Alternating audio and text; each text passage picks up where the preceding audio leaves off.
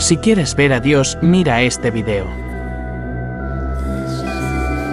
Mira los 3 puntos fijamente sin parpadear.